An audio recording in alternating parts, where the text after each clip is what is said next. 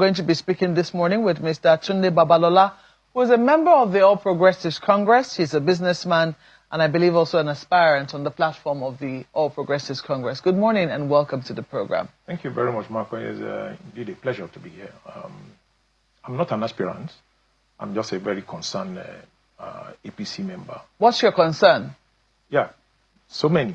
First of all, I want to lay background so that our audience can understand where I'm coming from.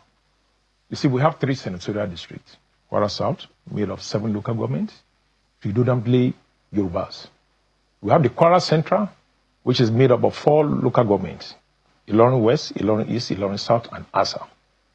We have Kwara North, which is made up of 5 local governments, Edu, Pategi, Barutin, Kayama, and Moro. Now, if you look at the record of governors that have been in Kwara State, the governors of Kwara State, I don't know if time permits me, let me quickly run it. Adamata was the governor in 1979 to 83 from Kogi State. That was before the creation of Kogi State in 1991, yes.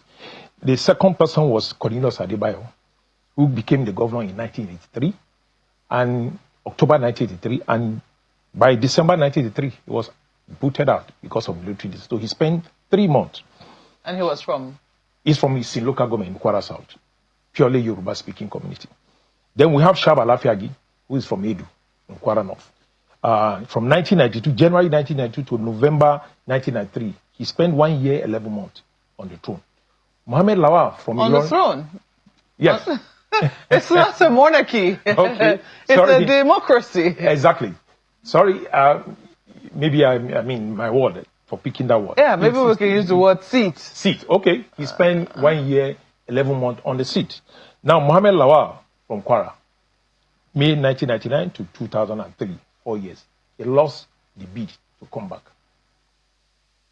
Then we have Bukola Saraki, 2003 to 2011, 8 years.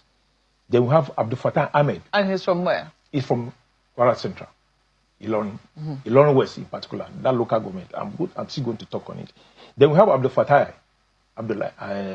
Ahmed from Kwara South, Share, particularly from 2011 to 2019, 8 years. Then we have the sitting governor, Abdul Rahman Abrazak, from 2019 to date. By the time he will complete his tenure next year, Ilorin people will have spent 20 years out of 28 years of democracy since 1999. And even the 8 years that was given to Fatai during Bukola. Bukola was the one ruling through proxy. Fatai was just there as a figurehead. I'm sorry to use this word. So technically, if you look at it, Ilorin have spent 28 years out of 28 years of democracy in Kwara. And what we are saying now in Kwara South, I'm from Kwara South, I'm from Ufa. We are saying that, look, we want to vie for that position. It is the turn of Kwara South. And we have so many credible aspirants coming up. You understand? Now, the issue of consensus, which is kind of agitating the Kwara Central people, I want to talk on it. You see, like I told you, I want to take it from Shaba. When Shaba became the candidate, who nominated him? It was Baba Sharaki, the elder Sharaki of blessed memory. He single-handedly brought him on board. And everybody, fell in line. When Mohammed Lawal became candidate, it was Baba Saraki that brought him on the throne. He single-handedly, selected him. And everybody fell in line. When Mohammed Lawal finished his tenure, Bukola, his son, came. He nominated his son. Do you understand? And when Bukola finished his tenure, Ahmed Fatai was his commissioner for finance. He brought him on board. Do you understand? And Abdurrahman Abrazak, the sitting governor, was single-handedly picked by Buhari. You know why? He has always been the senatorial candidate for CPC in Kwara. And so when AD and CPC merged to become APC, he quickly ran to Buhari. And Buhari called Ashwaju. No, this is the person I want as my candidate. Ashwaju called Lai Mohammed, who was the minister then, and told the party in Kwara that this is the candidate that was preferred. I stood for him in our local government. He came last. So it was this consensus that brought him on board. So now that there's a rumor that there's this consensus for one candidate, I mean, the aspirant in Kwara South, the learning people, they are agitated. Why? Why is it that anytime something good wants to come to Kwara South, they are always agitated? And besides Mapwe, let me tell you, we are the Yorubas. In Kwara, the Yoruba constitute almost about 60% of the population. The whole 7 Kwara, local government in the south, we are Yorubas. In the central, Ilorin East, Ilorin West, Ilorin South, and Asa. Ilorin South is predominantly occupied by Kwara South people. Go and check the record.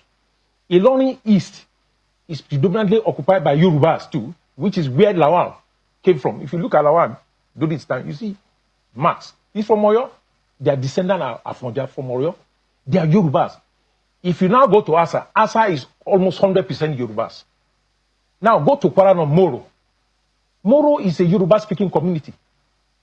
You have Chao, you have Bodesadu. Is Bodesadu a Fulani name? So what I'm trying to tell you that with Yorubas, we have more voting strength. We have all the what do you call it, to be able to deliver. So what is the agitation about? The Kwara Central, they don't want. Every time it is time for any other person to become governor, they get agitated. No, my point is, if you have the numbers, what exactly, why are you concerned about the agitation? We are concerned because the sitting governor is trying to probably say that they should give it to Kwara North. I don't have problem for him to support the candidate. Do you understand? My problem is this. He came to Kwara South to come and meet with our Obas to support candidate of Kwara North. The issue is this. You are from Kwara Central, and we have almost about 9 or so aspirants in Kwara Central. What one would have considered very appropriate was for you to, first of all, talk to all the aspirants in your own senatorial district to step down their ambition. If truly you want this thing to go to Kwara North, why are you coming to Kwara South? To come and begin to talk to our Obas to say that they should support Kwara North candidate, aspirant. No, it is wrong. You should leave the contest open so that let us see whether we can win or not. And we have so many credible candidates, aspirants from Kwara South.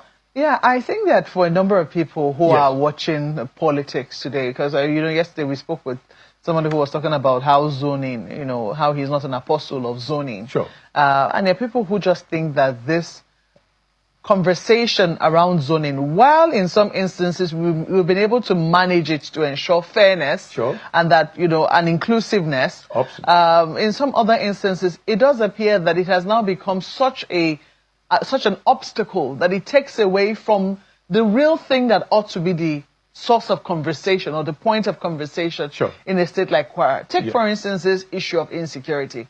In recent times, Kwara has become a hotbed for, the insurgents.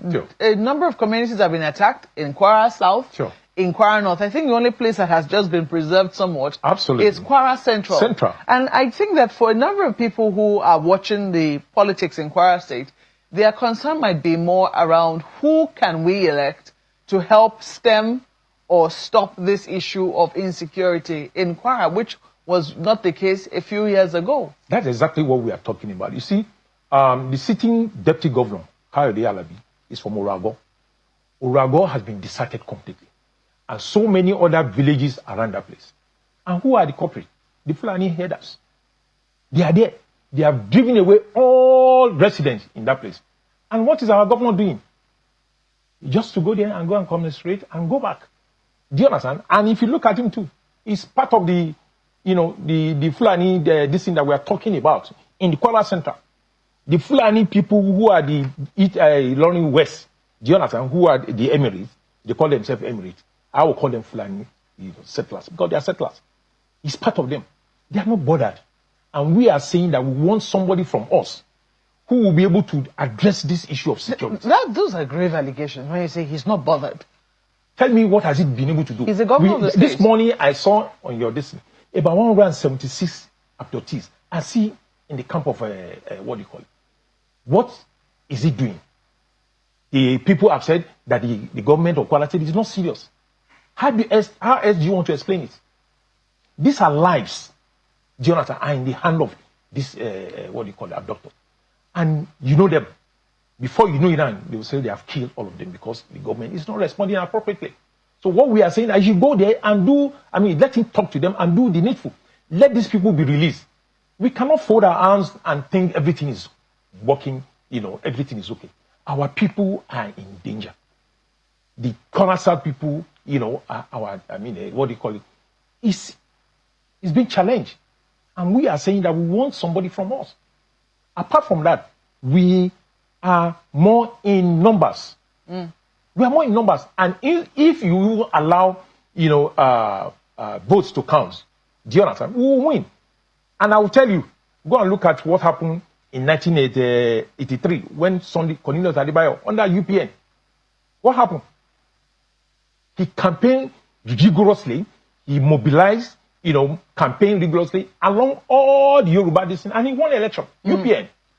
So we can repeat that feat. It's interesting that, my producer was just showing a number of aspirants that were, vying on the platform of the APC. There'll be big questions for the All Progressives Congress and how it has fared. If you say that the person who's there right now, is not showing sufficient concern. Absolutely. There'll be questions, because essentially what that means is that your party, because he was elected on the platform of your party, there'll be questions as to how your party has fared. I don't know how it's going to play out. I know that Nigerian voters are very sophisticated voters. However, the way politics also works in Nigeria is that we fly the banner of a political party to say, vote for this party, and this is what they will do for you. Now, if insecurity has been on the rise in Kwara since APC came on board, there'll be huge questions as to how it is that the APC is going to sell itself as a political party to be voted for come 2027, particularly in a state like Kwara. Marco, let me tell you. You see, political party is just a vehicle for you to get to power. We look at the individual. Individual capacity matters a lot.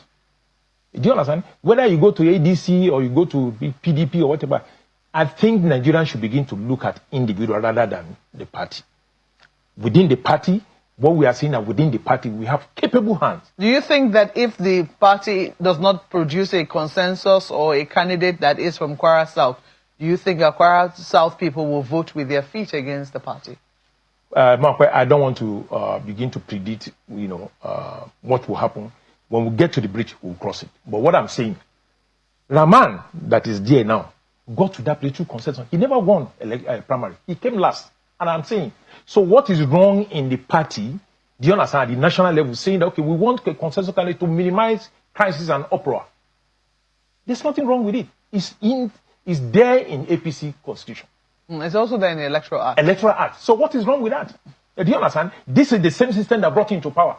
Why is he going surreptitiously to begin to ignite crisis for people from Kwara South to begin to protest against their own? Big questions, but let me take it to my colleague Ayo, who also has questions for you. Thank you. Well, thank you, Markwe. Mr. Bababola, just maybe one or two questions. And Markwe asked it in a way, but if you have members of these communities that you're talking about in the largest numbers, as you say, in the state, and they are also in large numbers in the APC, then there are some who will be asking you, what's the hullabaloo?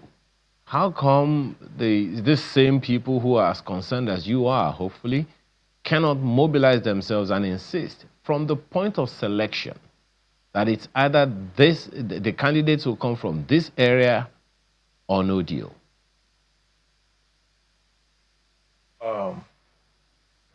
My brother, you see, we are not too particular about the kind of strategy or system that the party adopts. What we are saying is that if the governor will allow the people's votes to count, there's no way Kwara South will not pick the ticket. But you know the way primaries are being conducted. He's the one that will bring up the delegates. He's the one that is going to nominate them. He's the one that select them rather. And so ab initio, from the beginning, you know that of course the decision will be skewed towards his own candidate. And that's exactly what we don't want. And that's why we are saying that the party at the national level should come in and, if possible, use consensus and pick a candidate for us so that all this tension and crisis will be doused, from the onset, so that we can have a peaceful, election in 2027. Have there been conversations on how the governorship aspirant or the candidate eventually will be selected? Is that conversation happening nationally? Because it appears in Ekiti, for instance, there is already general support for Mr. Oyebanji, who kick-started his own election campaign yesterday with the support of the party. Have there been conversations at the national level as to how general governorship candidates will emerge? Also take your mind to Lagos, where it appears that there is a general drive towards Deputy Governor Hamzat as the consensus candidate. So what exactly is the party driving towards in Kwara? Yeah, what we are saying, you see, of course, I'm not a member of the national, body in Abuja, so I wouldn't have a detailed conversation of what they are doing. But just like you mentioned now in Lagos, you see, when you use consensus as part of the party, you douse tension.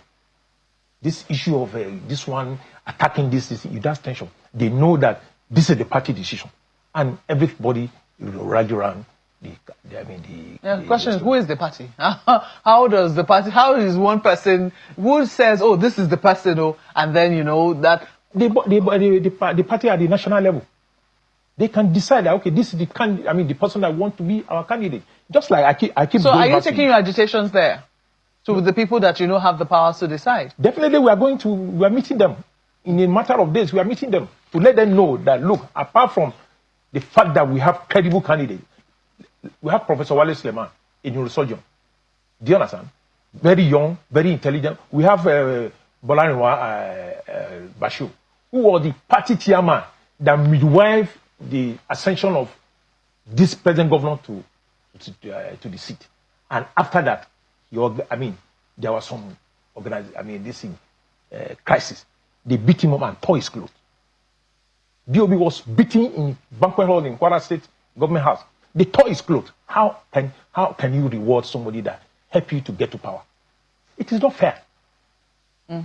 Well, I know that Kwara is on the front pages. And the last 2 days, I'm sure you've been following what is happening.